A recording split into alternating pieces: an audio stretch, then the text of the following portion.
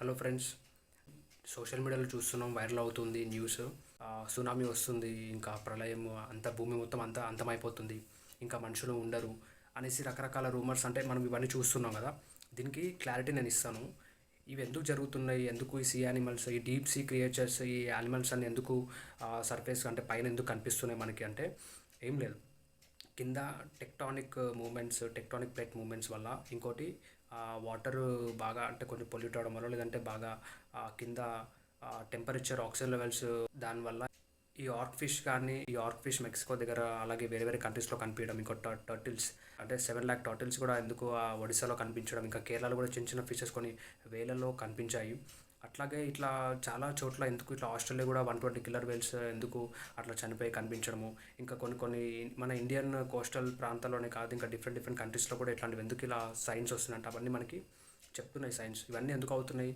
Sonar testing bombs వల్ల, atomic testing bomb వల్ల, ఇంకోటి మనం చేసే గ్లోబల్ వార్మింగ్ వల్ల ఇవన్నీ ఓషన్ టెంపరేచర్స్లో చేంజెస్ అవుతున్నాయి. సో ఆ చేంజెస్ కూడా అవ్వడం కారణం ఎవరు కాదు, మనమే వాటి ఎకో సిస్టమ్ని అంతా పాడు చేస్తున్నాము.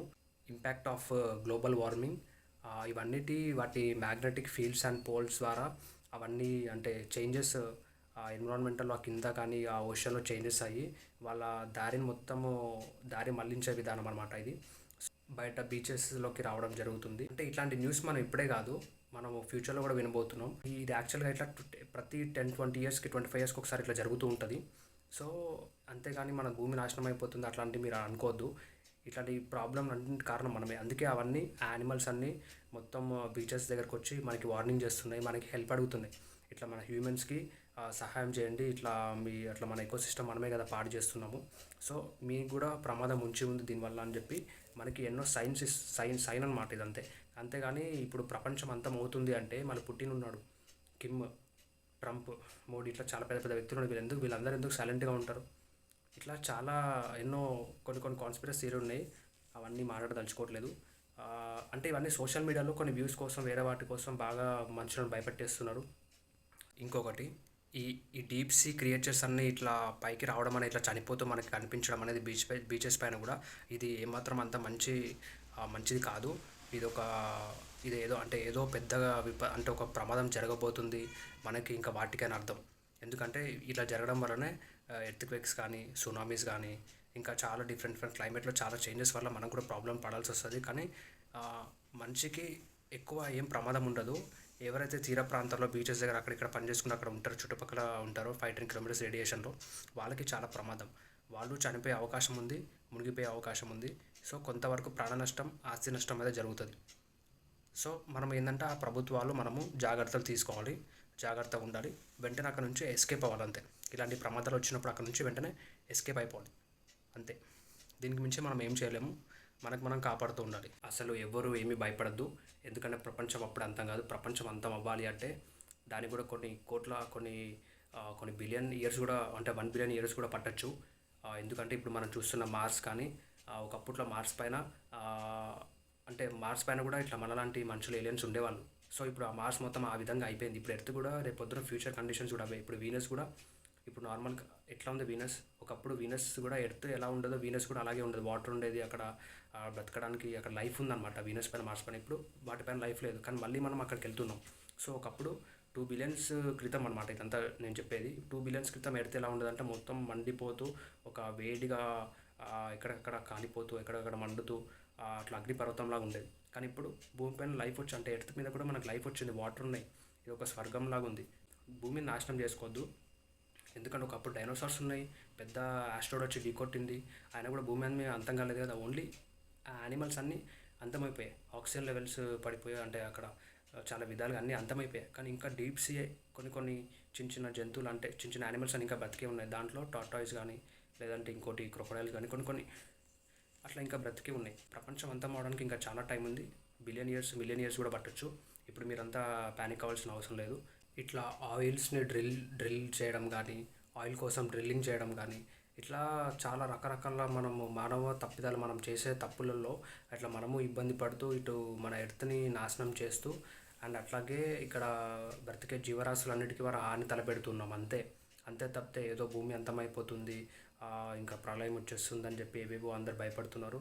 దీంట్లో భయపడాల్సిన వంటి ఏమీ లేదు. కానీ ఇవన్నీ మళ్ళీ నేచర్ వాటంతటా అవి అన్నీ హీల్ అవుతూ ఉంటాయి. మళ్ళీ ఇప్పుడు మన చేంజెస్ ఎట్లా అవుతాయి, వెదర్ చేంజెస్ ఎట్లా అవుతాయి, మనుషుల్లో మార్పు ఎట్లా వస్తుంది, ప్రతిరోజు ఒక్కొక్కలాగా ఉంటాం కదా. సో ఇవి కూడా అంతే. ఇదంతా నేచర్లో ఇదంతా సహజం, ఇదంతా అంటే నార్మల్ ఇది. సో దీన్ని మనం ఎక్కువ తీసుకొని భయపడాల్సిన పని లేదు. కానీ ఫ్యూచర్లో మనం చాలా జాగ్రత్తగా ఉండాలి. ఇట్లాంటివి అంటే ఇంకా అంటార్క్టికా అటు సైడ్ ఓజోన్ లేయర్ కూడా 40% 30% తగ్గిపోతుందని 1920s నుంచి చెప్పుకుంటూ వస్తున్నారు. కానీ 2040 వచ్చేలోపు ఆ ఓజోన్ లేయర్ కూడా మొత్తానికి ఏదైతే అక్కడ ఓన్లీ అక్కడ సైడ్ అంటే మాలిక్యూల్స్ అక్కడ డిఫరెంట్గా ఒకటొకటి అటాచ్ అయిపోయి ఆక్సిజన్ మాలిక్యూల్స్, ఇంకోటి ఆటమ్ అంటే అవన్నీ కలిసి ఏమవుతున్నాయి అంటే అక్కడ అంటార్క్టికా దగ్గర అంటే దానివల్ల కెమికల్స్ అంటే వేరే దానివల్ల అక్కడ ఓజోన్ లేయర్ తగ్గుతుంది. సో దానివల్ల ఇప్పుడు కొన్ని మనం పొల్యూట్ చేస్తున్నాం అంతా. సో కొన్ని కంపెనీస్ కూడా అన్ని దేశాలు మాట్లాడి వాటిని క్లోజ్ చేయడం జరిగింది, అంటే యాక్సెప్ట్ చేసి దాన్ని తగ్గించడం జరిగింది. సో దీనివల్ల ఇప్పుడు మళ్ళీ 2040 కల్లా ఓజోన్ లేయర్ అని పూర్తిగా వచ్చేస్తే అంతా అన్నీ సర్దుబాటు అయిపోతాయి.